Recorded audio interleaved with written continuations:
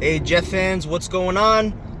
First off, thank you to everyone that tuned in, called in on Tuesday night. That show was absolutely insane. 3 hours, plenty of calls. Last few weeks, it's been like that. Callers keep rocking it. Unfortunately, there's still been a few callers that, for whatever reason, are still not happy with Mike Maccagnan. I don't know why. It could be because the man of the people, the so-called man of the people, I don't know if he's still the man of the people anymore. Long Beach Joe leading the charge. But let's all remember, he's not a Mac basher. Let's remember that. He just holds him accountable, okay? He's not a Mac basher. He just holds him accountable every single show for the last 2 years. We're not going to forget about our Darius Stewart and Christian Hackenberg. Don't let those picks go. Even though our Darius Stewart was a John Morton pick, don't let those picks go. Let's remember those. But I got to point out one thing. Before I start going off, I got to point out one thing. I don't even think it's a terrible take to say that if Marcus May is healthy, he's in that same class as Jamal Adams, because just based on their rookie year, you could kind of make that argument. Marcus May played just as well as Jamal Adams' rookie year. Problem is, Jamal Adams took a sizable leap in year 2, made the Pro Bowl, won defensive MVP in the Pro Bowl, which again, that doesn't matter all that much because that game's a joke. But obviously the talent's there, the leadership's there. Marcus May's got to prove he could stay on the field. I'm not even too concerned about the injury history because year 1 he played 16 games. Last year he kind of went into training camp already hurt from rehabbing the ankle injury. So, he was already nicked up coming into the previous season. I'm not going to go crazy at the fact that he ended up missing, almost half of last year or a little more than half of last year. He did play 16 games the year before that, and I think that was important. So, but getting back to the whole point, if we're going to sit there and say Marcus May, when healthy, is better than Jamal Adams, then you're admitting that Mike Maccagnan drafted 2 franchise safeties back-to-back. Right? Or am I missing something? And not only that, in the last 2 years, he's drafted, and I keep talking about this, there are 6 different 6th-round picks on this roster right now that haven't been given an opportunity yet, or have been given few opportunities under a poor coaching staff. Eli McGuire, Trenton Cannon, Parry Nickerson, Jeremy Clark, Derek Jones, Fatukasi. 6 guys all in the 6th round. Throw in Leggett, a 5th-round pick, Nathan Shepard, a 3rd-round pick. I'm not saying any of these guys are, Pro Bowl caliber starting players, but you might have some good depth in here. And ultimately in the 6th round and the late rounds, that's what you want. You want to be able to fill out your roster with depth. I'm sorry, that's not a bad thing. But just continuing. So, again, we're still going to talk about all those mid-round picks and say that Mac can't draft, even though he's finding franchise-changing talent in the 1st round. Especially the last 2 drafts. Can't deny the franchise quarterback. Can't deny what Jamal Adams is, even though, we're going off on Twitter now saying, Jamal Adams is just, he's not as good as Eddie Jackson. He's not as good as Landon Collins now. I'm like, where's this coming from? Anything to prove a Maccagnan pick is bad or not as good as Jeff Van Sahe, I don't know. But let's discuss a few things. So again, we're going to talk about all the mid-round picks that don't work. Why don't we ever talk about the waiver wire claims and the under-the-radar additions that do work, that essentially replace some of these draft picks? So Darryl Roberts picked up on waivers. He was playing for next to no money for the last 3 years, and he replaced Justin Burris, a 4th-round pick. Robbie Anderson, an undrafted free agent. He replaces our Darius Stewart in the 3rd round. What's the difference there? Henry Anderson for a 7th-round pick. What's the difference there if he replaces whoever? Right? And then the big one now, Darren Lee. This one I laugh about. Darren Lee's 24 years old. If Darren Lee was a beast right now, and let's not even say he's a bust, because I think that's ridiculous. A lot of Jet fans want to ship him out. I don't want to do that yet. I don't think he's a bust. But let's be honest for a second. He made a sizable leap in year 2 to year 3. Obviously, the suspension is going to cloud what he did. Okay? So I can understand if they either want to move on or if they were looking to upgrade. That's understandable. He's on the last year of his rookie contract. But here's the thing. Darren Lee's 24 years old. On the last year of his rookie contract, if he was playing like a beast right now, we're talking about paying him. CJ Mosley's 25 years old, and he's already been to 4 Pro Bowls. What the hell is the difference? They had an opportunity to upgrade, and they took advantage of it. With a young Pro Bowl caliber player and a leader and an anchor for your defense. The Jamal Adams of your linebackers. A culture-changing talent at 25 years old. You had a chance to upgrade. So what, you're not going to do that? But now all of a sudden that means Darren Lee's a bust? What is the difference? We're talking 1 year. So again, my whole thing, and I said this in the last video, my whole thing for the last 2 years has been pretty simple. We knew the Jets were rebuilding. Stop the nonsense that, oh, this has been a 5-year rebuild. Mac has had $300 or $400 million off seasons, because that's just not even close to being true. He had the first spending spree, which we all know. It's a fact. He had to spend that money. It wasn't a choice. He had to spend that money. He inherited it from Idzik, because Idzik didn't spend it at all. Idzik also didn't provide him with any other talent on that roster, but that's beside the point. But he turned a team that was awful into a 10-win team. When that happens, and your quarterback sets franchise records, and you have a wide receiver that you got for a 5th-round pick that broke franchise records, I'm sorry, but you're going to bring that back. They brought it back for another year, and it completely bombed. Fine. The rebuild started after that, as it should have. So what's the problem? Since then, Jamal Adams, Marcus May, who's apparently better than Jamal Adams, according to Joe. Your franchise quarterback, Sam Darnold. An offseason where you made sure you structured contracts a certain way. Okay? Last year, we talked about, oh, he had $80 million, $90 million, and this is what we got. No. Those were glorified 1-year contracts designed to keep cap flexibility open, to build around your quarterback in 2019. If they got shut out of free agency this year, fine. You could rip them a little bit. We got Le'Veon Bell. We got CJ Mosley. We signed Jamison Crowder. We traded for Cliche Osemele. What's the problem? You're going to sit there and say that was a $90 million spending spree last year? That's crazy. Spencer Long was basically a 1-year, $6 million contract.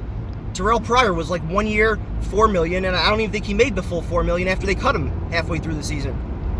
Isaiah Crowell was basically a 1 year, $3 to $4 million contract, and he was productive until he got hurt. Same thing actually with Spencer Long. Those first 6 games, he wasn't terrible until he got hurt, and he was snapping the ball all over the place. And at that point, Bowles should have benched him, and that's why Sam ended up getting hurt. So, again, people like to make excuses now for Bowles, it seems. That's the popular thing to do, that this is all Mac's record. Let's be honest. How many games were the Jets in down the stretch where stupid play calling, lack of adjustments, lack of creativity, lack of a game, whatever you want to say, cost them in the fourth quarter? Adam Gase is 20-6 in fourth quarter, 1-possession games. Todd Bowles is a joke in those games. So if the Jets have better coaching on offense, a coach that can relate to Sam Darnold, Greg Williams, a head coach of the defense, you would assume the coaching staff's going to be a little bit better. And I guess it's kind of funny that this coaching staff has actually decided to bring back a lot of the guys that we looked at as just maybe being average under Bowles' staff, but that's beside the point.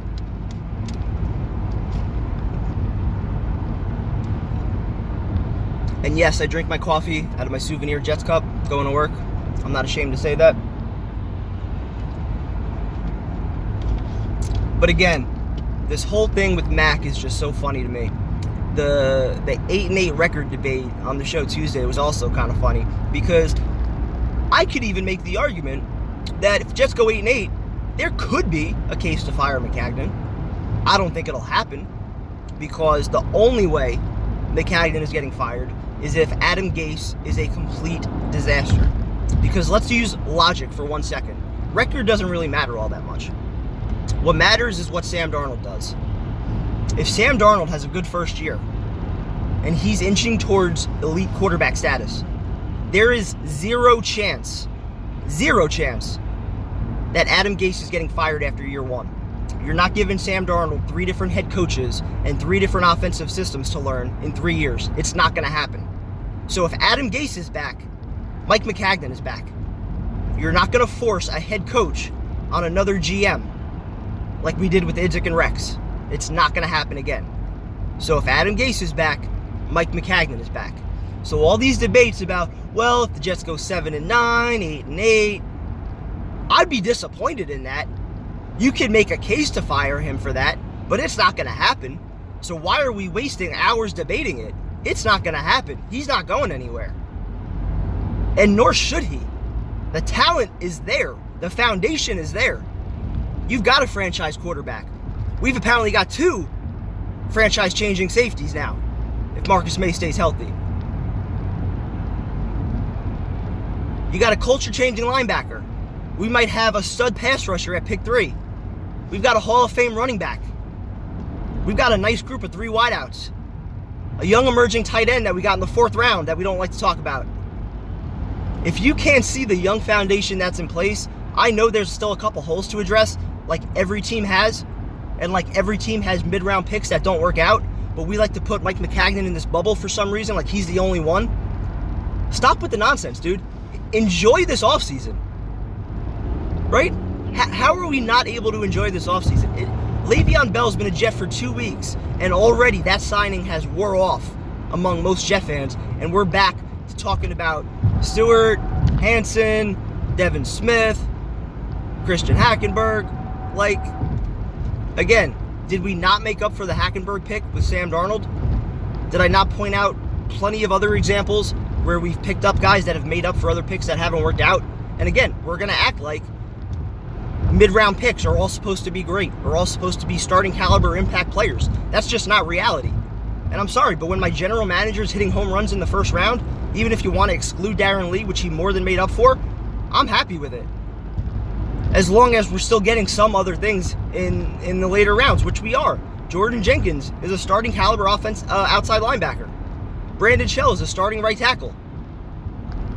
We have plenty of guys that we're still trying to find out about that need better coaching. So the narratives that have been going on for the last 2 years with this general manager, I'm convinced at this point that so many people now are just so invested in their takes, their awful takes over the last 2 years, that it's hard to go back on it. And Tyson, I give you credit. Last 2 weeks, you've been positive, but again, we've seen this before where, you're in a good mood for a couple weeks, and then, the Jets sign a backup tackle or somebody that you don't like, and then, we're back to ripping them to shreds again. But maybe we've turned a corner here. Maybe you see the light. Maybe you're ready to join the Mac train. I hope you are. It's so much more fun on this side. Joe, I don't know what's up with you, man. You've been in a mood for like the last few weeks. I don't know, dude. I don't know. I wish you could enjoy this, man. Mike Maccagnan's going to make a lot of people happy in the next few weeks. Draft coming up.